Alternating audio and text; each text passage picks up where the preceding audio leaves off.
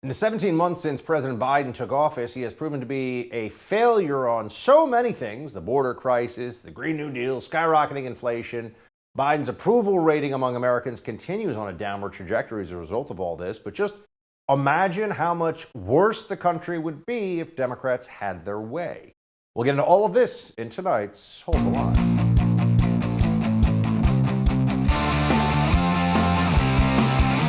As our economy has come roaring back, we've seen some price increases.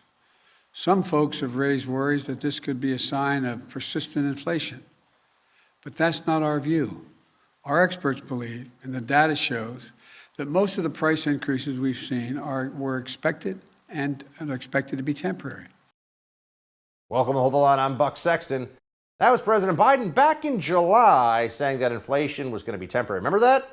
Well, of course, that turned out to be laughable, and now they've run through all the different iterations and variations of it was somebody else's fault. Oh, it's not happening. Oh, it's not that bad. Oh, you're racist because you're Republican. Whatever. January 6th, come up with something, anything other than facing up to the reality that the American people in all 50 states are seeing, and particularly in the blue states, I might add, where the price of gas in places like California is outrageous. Motorists across the U.S. are grappling with gasoline prices that are reaching new records almost daily. In a handful of locations, a gallon of regular fuel now costs as much as the federal minimum wage, which is $7.25. Now, this would be, you would think, in a normal political era, you would expect that politicians, at least politicians who want to keep their jobs and want their party to stay in power, would be moving heaven and earth to do everything in their power to make sure that this is addressed, that prices in whatever way they can come down, they increase production, they allow the market to flourish, etc. But you see, here's the issue. Biden and his team, they actually think that fossil fuels are yucky.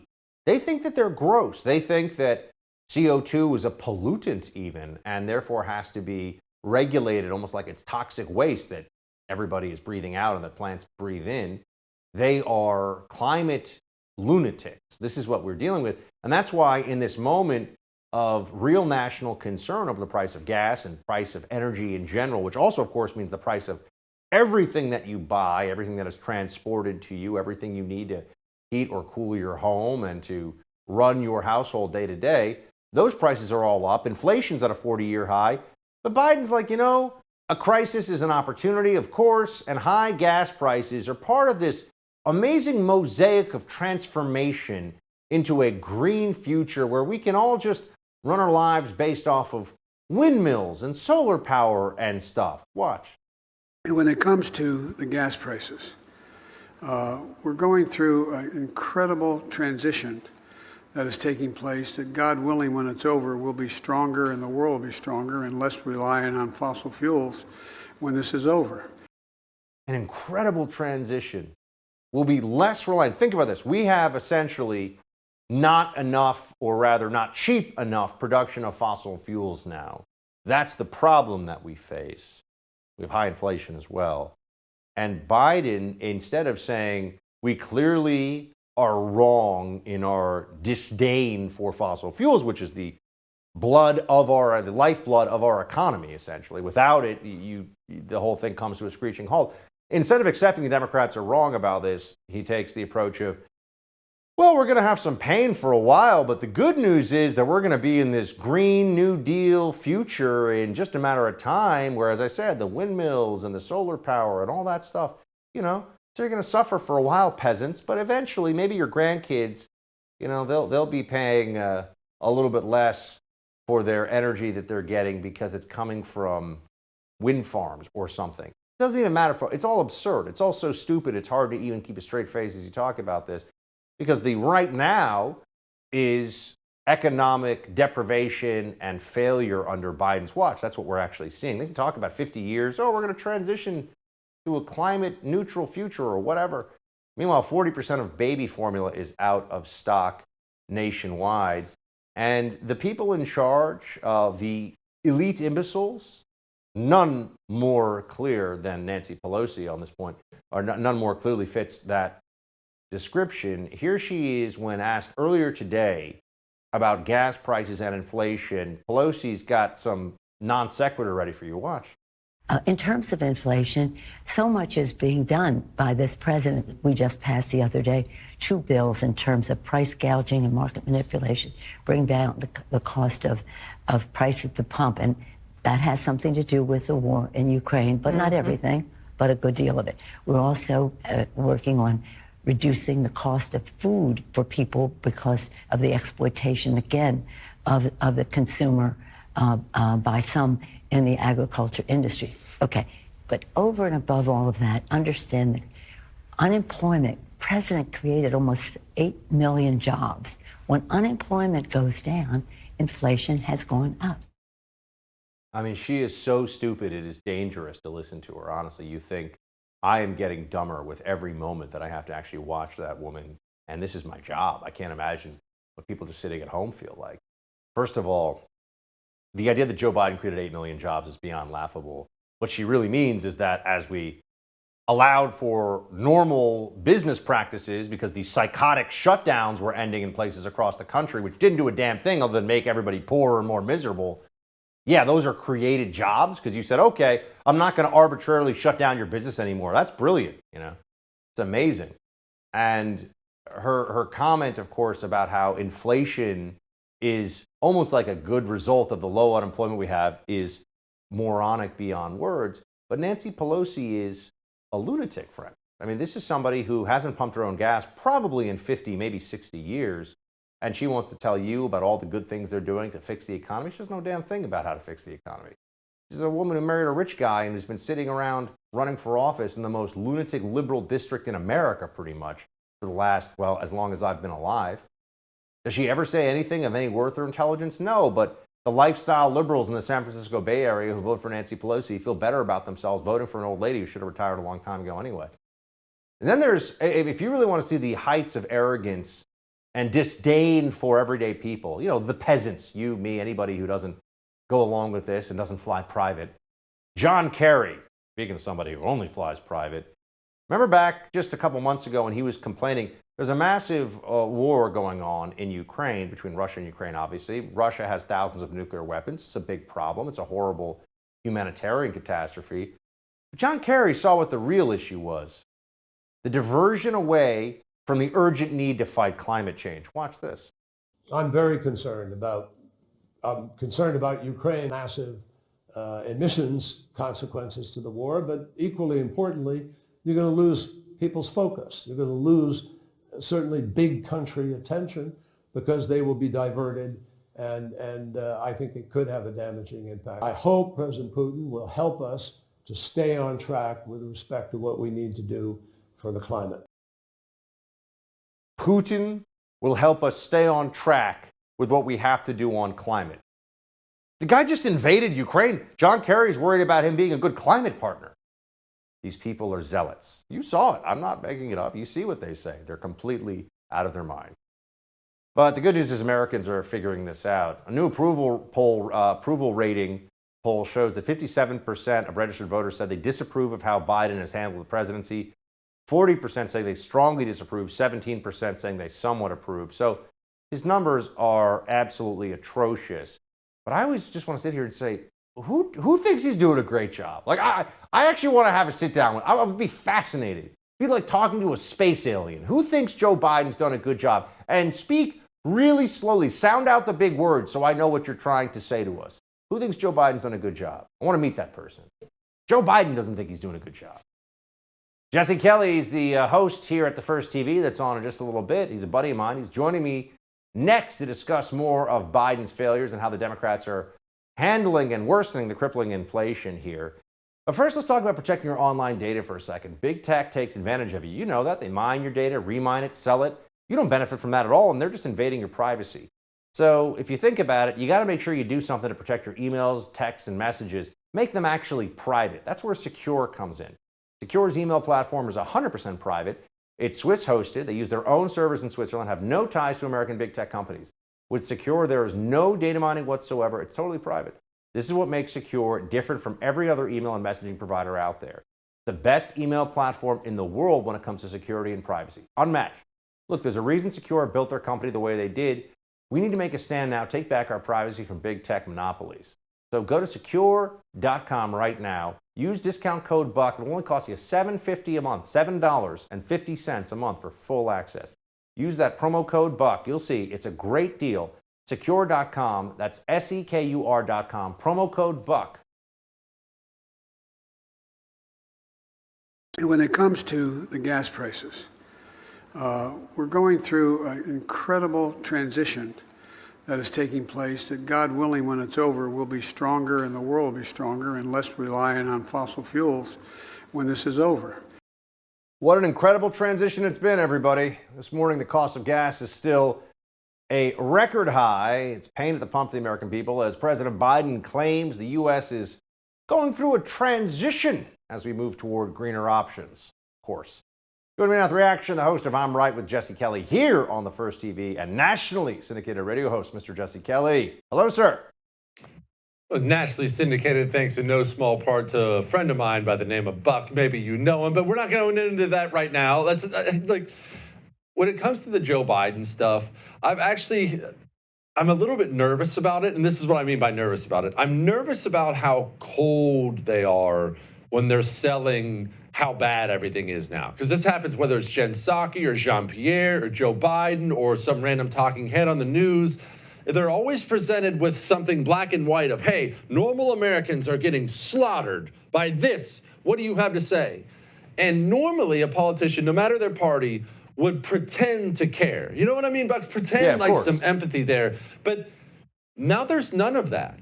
They can't help themselves. It's either completely dismissive or they blow it off or they're flat out celebrating it. It's an exciting transition. And the reason it makes me nervous is, are these people in an even better, more secure position of power than we think they are? Because the way they speak like people who are no longer interested in having the population on their side. And this is not like a one-off. It's not a random Joe Biden bad moment. This is a consistent theme for the now almost 2 years of his presidency as they talk like they don't give an F. So just on the gas prices issue for a second here, the national average today was $4.59. Week ago was $4.52, a month ago $4.12, year ago $3. So we all understand that trajectory. And what's fascinating, Jesse, is to watch the way that the Democrat talking points on this shifts depending on the week, where it was the Putin price hike. No, of course it's not, because the price of gas was going up well before Putin even invaded Ukraine. To they, on the one hand, say that the world is gonna end unless we get rid of CO2 and we transition to green energy. But on the other hand, they get so indignant when we say, well, hold on a second, you guys are hostile to fossil fuel exploration, to domestic oil production. They say, no, we're not. How can that be? They tell us that it's going to end the world unless we cut back on it. So it doesn't seem like it makes a lot of sense. No, well, it makes perfect sense when people understand Western governments have declared war on their own people. It's the most dangerous thing happening in the world today. It's been a slow build for the last probably 10, 20 years. But the truth is, Buck, this goes beyond America. The governments of the West, including America, have decided that not that China's the problem, right? Or not that North Korea provocation, or even really Russia. They're not necessarily concerned about those things. When they have their gigantic meetings, the Biden administration or the World Economic Forum or whatever it may be, they're not sitting down trying to solve the problem of gas prices. They're sitting down trying to solve the problem of you. There is something in the way. There is something in the way that is stopping the world from being this wonderful place that is ruled by these kings and queens. And that something is you, Buck, you and your viewers. And that's really how they talk. There's these dirty people with their freedoms and things like that. They talk about us as if we are this low-life scum. And part of being this low-life scum is we're the scum that's destroying the planet with climate change. So of course, low-life scum like you and like me, we deserve to pay these gas prices. I saw a picture online, $7 a gallon in LA at one gas station, $7 a gallon. And you look at that and I look at that and you think, well, how are working people supposed to live? I mean, normal people can't just, well, congratulations, you got $100 extra in costs this week. Normal people can't withstand that. But the Biden administration and the governments of the West look at that and they think, nice, that's exactly what we need. And it's hard for people to accept that you're ruled by sociopathic monsters. But I am a sociopathic monster, and I'm telling you, that's what these people are. We are ruled by people who don't have even that much care about you. You brought up Putin price hike. Sorry to filibuster here, Buck. You brought up the Putin price hike. I've been mortified by that, more mortified than other people by the Putin price hike thing, because the Putin price hike, what happened was they have these prices that are crushing normal people. I mean, families are having to make horrible, life-changing decisions because of these prices. And instead of like a Biden administration, all hands on deck meeting where we're going to try to get these prices down, instead they had a big meeting on who they could blame for it. That's stunning. They don't care. It's not that they don't care about you. That would actually be preferred. They hate your guts. They're trying to make it worse. This notion, by the way, of the ascot wearing, yacht riding, Davos loving, globalist elite that run the Democrat Party and unfortunately run a lot of the supposed democracies all over the world. It's not a caricature that isn't deeply rooted in reality. Like, for example, John Kerry, who has a magnificent habit for him of only marrying very rich ladies who got money from their previous husbands. John Kerry's been great at that, by the way. He's done it, 2 in a row. He's amazing. Here he is in Davos, of all places, while, as you say, working people are looking at their gas and also food, by the way, and rent and all of the prices they're dealing with, and their savings being depleted every month by sitting in a bank account if they have any savings. And Kerry's like, now's the time for a global energy transformation. Watch. We stand on a precipice. And if you pull back from the precipice and do the things we need to do, we have an incredible future ahead of us with the capacity to open up a brand new, unbelievable economy globally in the world's greatest transformation ever as we move to a new energy economy, as we get pollution out of the air, which is what is causing the climate crisis. CO2 is not a pollutant. I know they pretend, but plants need it to survive, and there's a whole lot of need for plants all over the world. This guy, I mean, he sounds like to your point about a sociopath. People are really hurting right now. There's a huge global food shortage that you and I know is coming, by the way. A global food shortage is going to be really bad. We have a baby formula shortage in America, and John Kerry's like, oh, great time to push the global energy revolution toward the Green New Deal. I think it's important for people to understand, Buck, that if John Kerry was able to have whatever he wanted, if we were just able to hand the keys over to John Kerry, that man in that video you just played would kill more people than Stalin, Mao, and Hitler combined.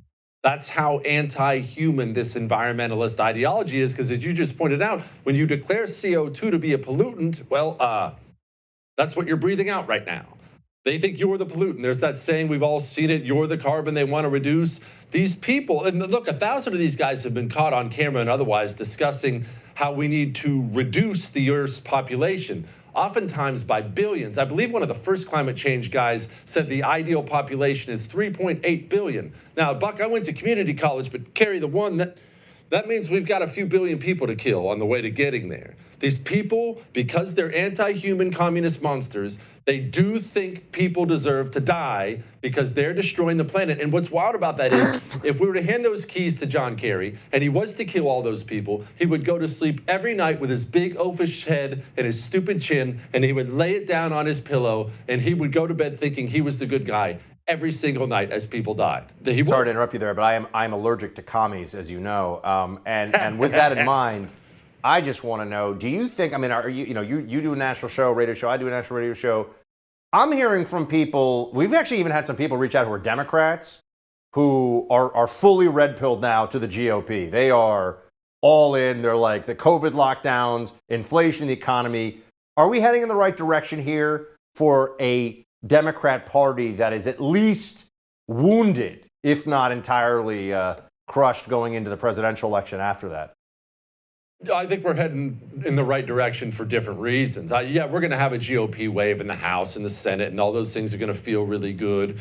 But the truth is, mostly it's angry parents who are taking back school boards across the country. That's what has me inspired. And these corporations finally backing off, not diving into politics, thanks in no small part to Heavy D and the legislature in Florida, corporations are sitting down and shutting their mouths. That's a good cultural direction. It's been a very poisonous thing for our culture to sit down and turn on the game on Sunday and have to find out why your 10-year-old son should chop his penis off. That we're moving away from that kind of insanity is a good thing and something we should all feel happy about.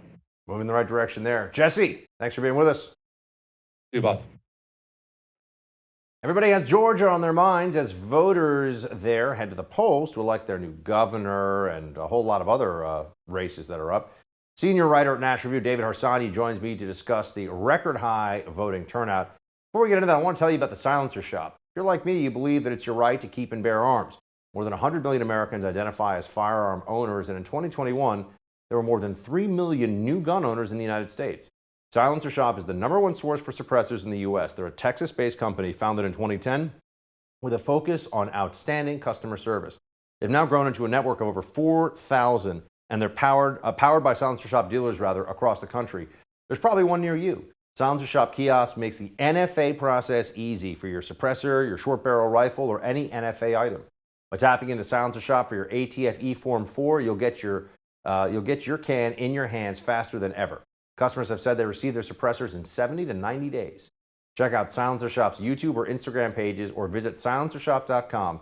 And if you're at the NRA annual meeting in Houston, May 27th to 29th, be sure to stop by their booth. Partner with Silencer Shop for the easiest way to get your suppressor, and we will be right back.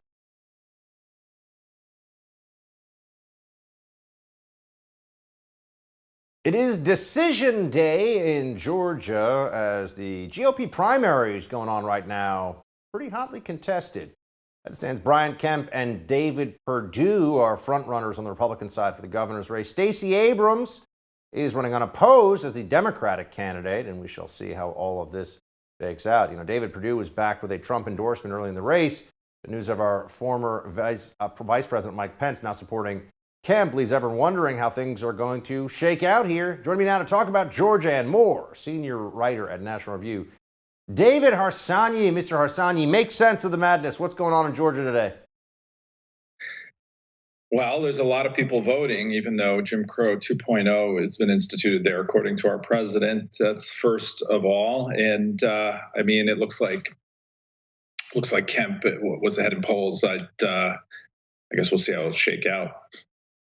So that's a fascinating little data point to throw in there. I've seen the early voting tally so far, David, and not only is there a record turnout, but African American early turnout is higher than it has been previously with the new Georgia voting laws in place. So I suppose what this is going to be turned into then is, the record they're setting would have been an even bigger record when it comes to voting were it not for the suppressive effect of the Jim Crow 2.0, as Biden calls it.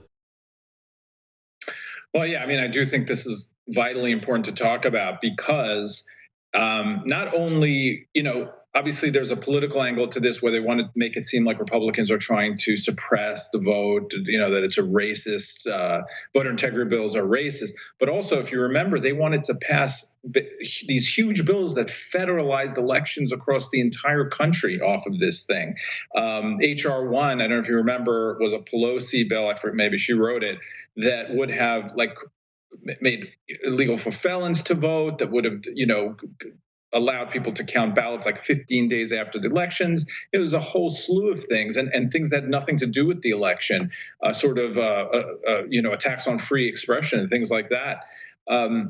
Because of this law and laws like it. But clearly, I can't disprove that more people wouldn't come out to vote, but clearly, at the least, we can say it isn't harder to vote than it was before. And frankly, even if it was harder, it just shows that people are willing to just show an ID or do the very basic fundamental things to let people know who they are before they vote. It seems like an important part of our electoral process. And I think this will diffuse in most people, or anyone who's paying attention, the idea that these laws are anything like Jim Crow, which is just preposterous. Here's sitting Senator Raphael Warnock of Georgia on CNN with the Jim Crow 2.0 talking point. Watch. Voting rights are foundational, that this is the work we have to do. And I have to tell you, that I was heartened when I heard him speak so clearly about how urgent this is, recognizing that this is Jim Crow 2.0. I mean, I don't think that a serious, honest person could say that when you look at the laws in Georgia and then you look at, say, Delaware or New York, very blue states that have substantially more restrictive voting laws.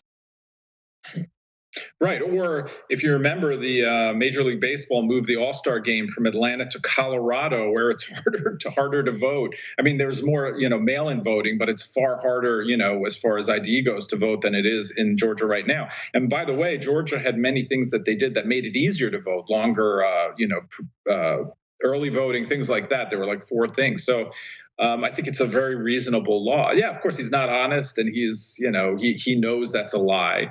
And what's bothersome is this perpetual victimhood that he's trying to sell. Like, no matter what you do, no matter how many African Americans go out to the polls, they want that community to feel like they're not participating in the democratic process, which is it's just simply a lie. And frankly, when I see folks say that that an African American can't get an ID like anyone else, I mean, I find that actually more racist than I do anything else that's going on in this debate. I mean, it's just treating people like they're not up to the task of getting an ID today in America. It's just it's disgusting. Here was Joy Reid on MSNBC. She couldn't even get about a sentence. Joy Reid, The View, Brian Stelter. There are some content creators out there in Democrat land that I got to say, very, very glad as a conservative that they're providing us with constant commentary. Here's Joy Reid, though, talking about how, Trump or something. Watch. Georgia was ground zero for the disgraced former president's scheme to steal the 2020 election. Tomorrow, voters will determine if Republican attempts to steal the next presidential election will be stopped. Polls indicate that the race for governor will likely be a rematch of 2018 between incumbent Republican Brian Kemp and Democrat Stacey Abrams. Stealing the election again. They didn't steal the election last time. Can you explain to me, how is it that we're always told about election integrity? You can't question election results. Stacey Abrams walks around as the fake governor of Georgia. She says she won an election. She didn't win it. She's not the governor. And they act like that's fine. Yeah, there's 2 sets of rules that we have to play by. For years, Democrats were challenging Donald Trump. They challenged Donald Trump's election, in Congress, and no one stole an election. I don't like what went on January 6th, but no one stole an election. It wasn't a coup. I don't know what she's talking about that's gone on in Georgia that was stolen. Only Stacey Abrams says that, and even most Democrats don't say that. And the next election, listen, most Democrats have not accepted a presidential loss since like George, Elder Bush. They didn't accept 2000, not really 2014. They didn't accept Trump, and they won't accept the next one. This is just how politics are. But they get to say it, and they get to have shows on television. And if you say it when you're a Republican, you get kicked off Twitter. I mean, it's just 2 sets of rules, and I don't know what we can do about it other than just keep pointing it out. By the way, you mentioned the Major League Baseball All-Star Game being moved. Here's a headline up on MSN. Major League Baseball won't say if it regrets moving All-Star Game over Georgia voting law after voting records shatter narrative. Wokeness in baseball too? Moral panic in baseball, David? What is the country coming to? It's a problem. I mean, it makes me not want to watch baseball, and I love baseball. So I can't imagine that a fan who's not as into it as I am, for instance, would just say, forget it. Same thing with basketball. I just, and the more involved and it's needless. No one would have said, oh my God, MLB didn't get involved. I mean, a few sort of fringe characters would have said it, but no one would have cared. But now people care. I mean, I don't want to get too off base, but someone was suspended on the Yankees the other day because he called a player who referred to himself as Jackie Robinson Jackie. So like he was suspended because of racism, which I literally cannot comprehend right now. So the more we see of this, I think the more fans these institutions will lose. David, the sage of, I don't know, the DC area. I'm not sure exactly where you live. So we got to come up with a cool name for you. But anyway, David Arsani, everybody. Good to see you, man. Thanks. The White House once again had to publicly walk back President Biden's comments on Taiwan, of course. We'll talk with Dean Chang of the Heritage Foundation about it in a moment.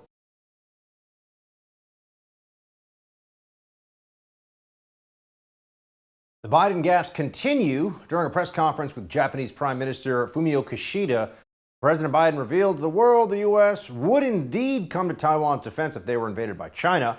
Comments by the president put the whole world in shock and left some believing he has once again proven he is unfit to be commander-in-chief. Joining me now to discuss this and more, senior research fellow at the Heritage Foundation, Dean Chang. Dean, good to see you. Good to see you. Just so we're all clear, this isn't the first time that Biden has had a gaffe that involved a very sensitive area of Taiwan-China relations and U.S. foreign policy, right? He's not a first-time offender. No, this seems to, in fact, be the third time, which makes it either a charm or a strikeout. And how big a deal is this? I mean, I'm sure the Chinese Communist Party, they've been churning out a lot of bellicose rhetoric in response to this and, playing with fire and major consequences and all that stuff. But what is the strategy that we have of ambiguity, right? Is it really ambiguous? I mean, people wonder about this. Like, what is the purpose of that exactly? Why can't we just say one or the other and then we can always change our minds? Well, if you think you're going to change your mind, that actually undermines deterrence. So the reason why we have a policy of quote unquote strategic ambiguity is because we are trying to send distinct messages to both Beijing and to Taipei. To Beijing, the message is essentially, do not try to invade the island of Taiwan. You're welcome to try and do peaceful reunification. But if you invade, you run the very real risk of American military intervention. But we also are sending a message to Taipei saying, don't rock the boat. Don't go and declare independence. Don't try and hold a referendum of the island's population on where you stand about reunification, because that is almost certainly going to precipitate a conflict between Beijing and Taipei. Right now, the president in Taiwan, Tsai Ing-wen, has been very careful, but we've had past presidents in Taiwan whose attitude was just about, the Americans are going to come and save me even if I cross the line or precipitate a conflict. And we are not normally the place of writing blank checks to people. Now, what do you think the Chinese leadership is taking away from, if anything, the troubles that Russia has had with, granted, it's a land war, different geography, different part of the world, different militaries, but there seemed to be I don't know if you call it a consensus, but a widespread talking point you'd hear in at least the media commentariat about how first goes Ukraine and then goes Taiwan. One, I mean, do you buy that as an analysis line that was the thinking in China?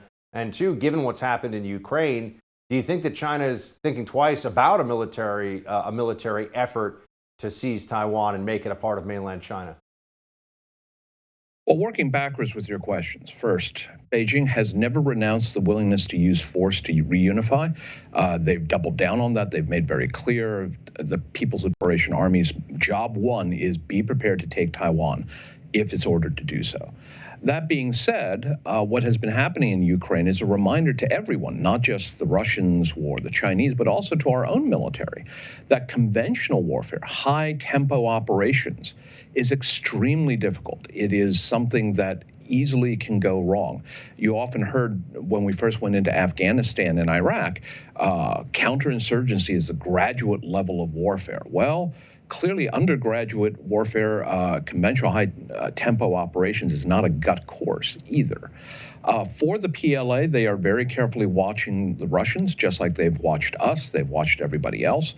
And they are definitely going to be deriving lessons, both in terms of military issues, the capabilities of drones, of artillery, things like that, but also things like the need for a Chinese financial transaction network and the need to insulate China from global sanctions, because Russia clearly has failed to insulate itself from those same sanctions.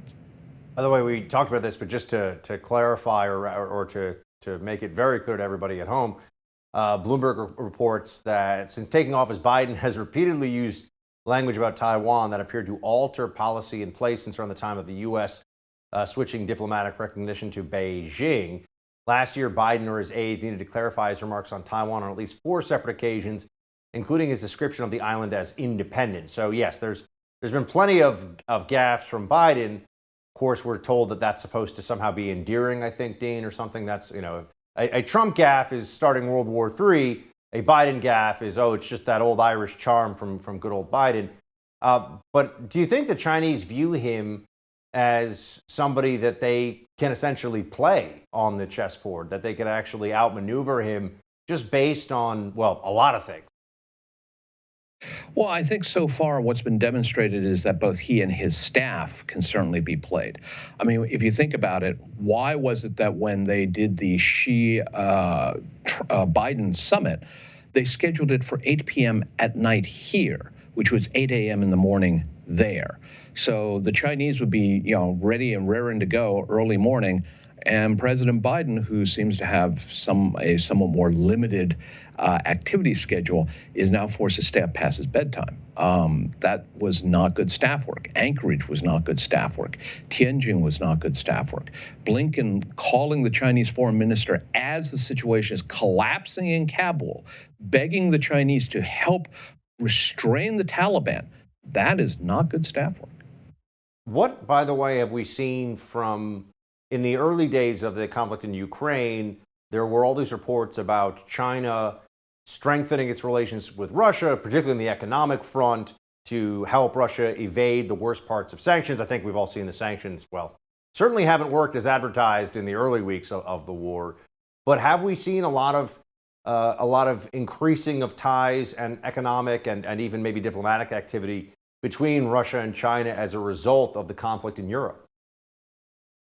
We have a mixed track record. Very clearly, the Chinese are not abiding by sanctions. Very clearly, the Chinese are continuing to trade with Russia. They seem to be filling their strategic petroleum reserve, as we're emptying ours, with cheaper Russian oil. But let's keep in mind, one of the most interesting side notes here is that Beijing has never recognized Russia's annexation of Crimea. That they seem to still be withholding, whether to leverage something better out of Moscow or because they do want to maintain good relations with Ukraine, from whom they are also purchasing a lot of things. They've purchased a lot of wheat. They've also purchased some technology from them, is unclear. But this idea that somehow Xi, once again, would either turn his back on Russia or would even help us, which was a real pipe dream in the early days, is not, there's no evidence that's occurring. Dean, appreciate the expertise. Thanks for being with us. Thanks for having me. Mayor Eric Adams of New York City requests the installment of gun screenings throughout the Port Authority bus terminal. We got more on Quick Hits coming up next. Right now, let's talk about protecting your home. If you own a home or property, here's 2 reasons you never want to become the victim of title fraud. Home title fraud, that is. When a cyber criminal worms onto your home's title, he'll take out loan after loan using your home's equity. Then he'll vanish, leaving you to prove you didn't commit fraud. And then also, you could be a victim of home title fraud and not even know it for months. No agency notifies you or asks if you sold your home or added someone to the title. You'll find out when the collection calls start for those loans that you never took out. Nobody knows more about how to help stop this crime than Home Title Lock, America's trusted leader. Here's what I urge you to do. Go to HomeTitleLock.com, read the testimonials from retired FBI agents and others, then register your home address to see if you're already a victim. When you protect your home, tell them Buck Sexton sent you for 30 free days of protection. That's HomeTitleLock.com, HomeTitleLock.com. Quick Hits, up next.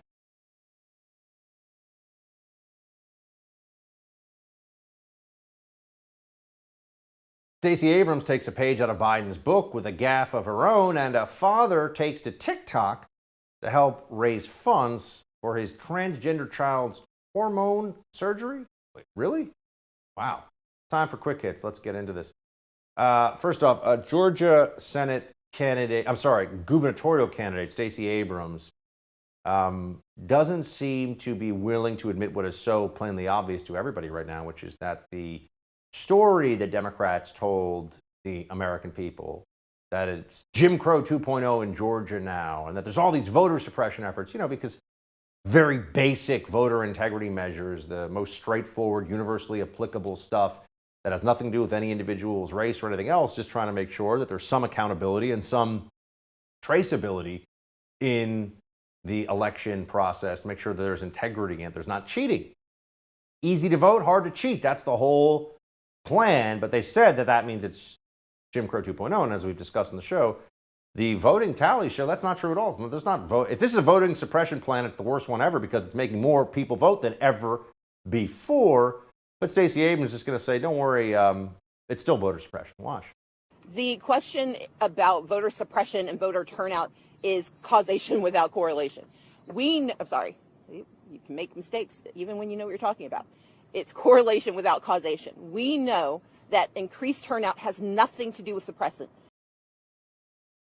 So there's a campaign of suppression that's worth calling, let's be clear, Jim Crow 2.0, but it is so ineffective that they're setting records all across the state of Georgia. The people of Georgia setting records for voting. Right. We're supposed to believe that. Stacey Abrams apparently thinks everybody is a moron, at least everybody that she's speaking to and who believes the nonsense that she spews. Here is a father who went public on TikTok to raise money for his child's transgender surgery and hormone therapy. I'm raising money to help fund my son's transition-related costs. I'm sharing this with his permission. Basically, we already have a diagnosis of gender dysphoria for him. We have gotten his blood work done, and we need to start him on puberty blockers as soon as possible. I'm just wondering, does anyone ever notice how so many of the transgender children out there have parents that have blue hair and nose ring? Just does seem like a remarkable coincidence, doesn't it? Which tends to also associate with certain political beliefs and a hyper-progressive outlook on life. It's hard not to notice it, isn't it? Anyway. And then New York City's got big problems with crime. Eric Adams is an imbecile. He's the mayor. He's not doing a good job. So he's going to bring in gun scanners to the Port Authority to combat gun violence. That's what's being reported on by the channel Pix 11. This will do absolutely nothing to reduce gun violence, but got to say he's doing something, because otherwise people might realize he's just bad at the job. That's it for tonight's Hold the Line. The No Spin News with Bill O'Reilly is next. Shields high.